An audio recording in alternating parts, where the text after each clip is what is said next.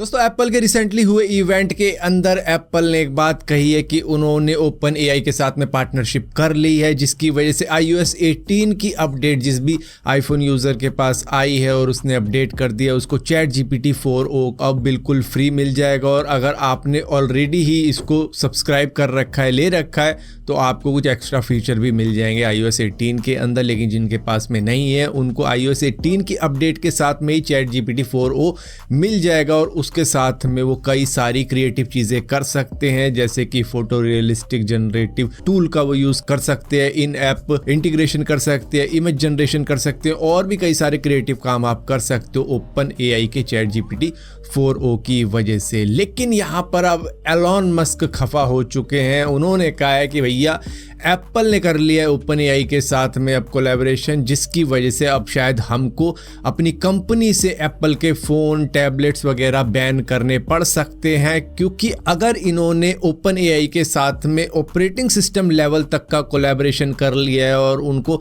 Access दे दिया है कि भैया तुम अब ऑपरेटिंग सिस्टम तक का मतलब डेटा वेटा गैदर कर सकते हो, तो भैया हम अपनी कंपनी से एप्पल के सभी डिवाइसेस को बैन करते हैं, क्योंकि फिर ये भैया डेटा स्टील करेंगे ही। क्योंकि ओपन एआई के ऊपर ऑलरेडी कई सारे ऐसे आरोप लगे हुए हैं कि इन्होंने न्यूज़पेपर वालों का डेटा लिया, इन्होंने उसका डेटा लिया, इन्होंने यूट्यूब का डेटा लिया। तो इस तरीके की बातें चल रही है, जिसकी वजह से एलॉन मस्क ने ये मीम भी शेयर किया है कि भैया अब यूज़र का डेटा कुछ इस तरीके से ChatGPT के पास में जाएगा, जिसकी वजह से अब अगर हमें मालूम चला कि ये ऑपरेटिंग सिस्टम लेवल तक का कोलैबोरेशन है तो हमको एप्पल डिवाइसेस को बैन करना पड़ेगा, क्योंकि ये एक सिक्योरिटी वायलेशन है हमारे लिए और हमारी टेक्नोलॉजी के लिए जो हम डेवलप करते हैं SpaceX के अंदर, टेस्ला के अंदर और कई सारी कंपनियां हैं जो उसके अंदर, जिसकी वजह से अपनी सभी कंपनियों के एम्प्लॉयज़ को कह देंगे कि भैया एप्पल का डिवाइस कोई भी यूज़ नहीं करेगा। दोस्तों आईटी इंडस्ट्री इतनी ज़्यादा इलेक्ट्रिसिटी कंज्यूम करती है सारी दुनिया की कि आप अंदाज़ा लगाओ कि आने वाले वक्त में ये 3.5% तक पहुंच जाएगी पूरी दुनिया की इलेक्ट्रिसिटी के अंदर से।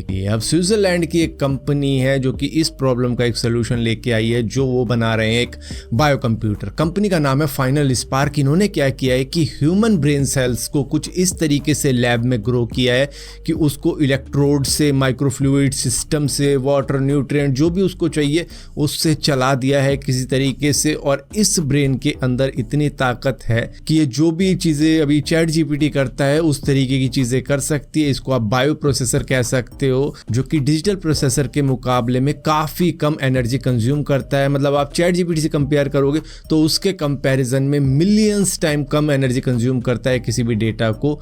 गैदर करने के लिए या फिर अपनी जो भी थिंकिंग है वो लगाने के लिए। दोस्तों जो भी बंदा अब iOS 18 की अपडेट करेगा अपने आईफोन के अंदर, अब उसके लिए खास फीचर ये आ जाएगा कि अब वो अपनी एप्लीकेशन को हाइड कर सकता है, लॉक कर सकता है, जिसको कोई भी यूज़र दूसरा अगर आपका फ़ोन चेक करता है तो वो एक्सेस नहीं कर पाएगा, जो कि अब तक नहीं था। तो एक अच्छा खासा फीचर आ चुका है और किसी तरीके से वो लॉक्ड ऐप को सर्च करके निकाल भी लेता है तो आपका डेटा उसको नहीं दिखने वाला है। दोस्तों इंडियन रेलवे के अंदर कितनी प्रॉब्लम है जो आए दिन दिखती ही रहती है, जैसे कि ओवर क्राउडिंग की वजह से लोग बाग बिना टिकट के भी ट्रेनों में चढ़ जाते हैं और वो एसी में, स्लीपर में, हर जगह चढ़ जाते हैं जहां उन्हें जगह मिलती है कि जब भीड़ चढ़ती है तो अकेला टीटी किस किस को उतार देगा, जिसकी वजह से वो एक तरीके से कहते हैं ना, उन्होंने पुरानी कहानी सुनी होगी कि भैया एक तिल्ली को तोड़ोगे तो टूट जाएगी, लेकिन सारी तिल्लियाँ अगर एक साथ रखोगे या कह लो डंडियाँ एक साथ रखोगे तो वो इतनी आराम से नहीं टूटेंगी। तो बस वही समझ के पूरा का पूरा क्राउड हल्ला बोल देता है ट्रेन के ऊपर और चढ़ जाता है जहाँ उन्हें जगह मिलती है। जहाँ पर एक महिला इसकी कंप्लेंट भी कर रही है कि उनकी बुकिंग है स्लीपर की,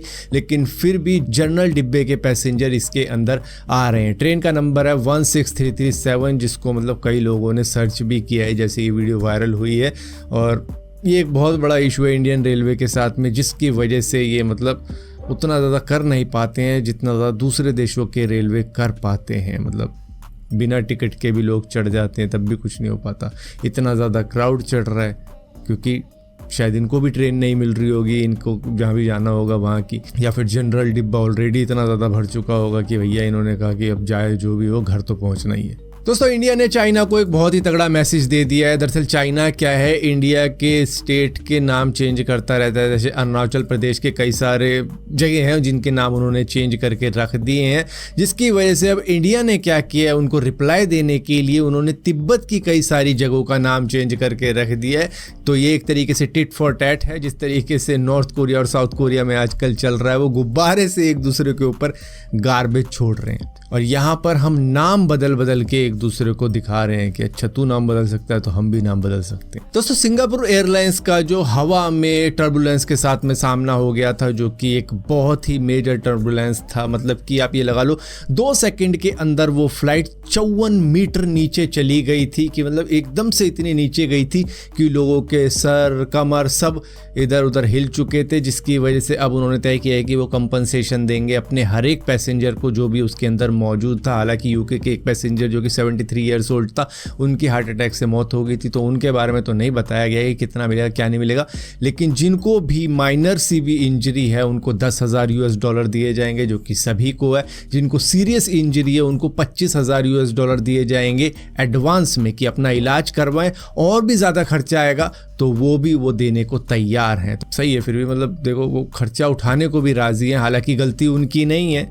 वहाँ पे टर्बुलेंस था तो था, अब बादलों के बीच में ऐसा हो जाता है जिसकी वजह से ऐसा हुआ। तो उन्होंने कहा कि चलो इसका भुगतान अब हम ही करते हैं अपने पैसेंजर्स के लिए।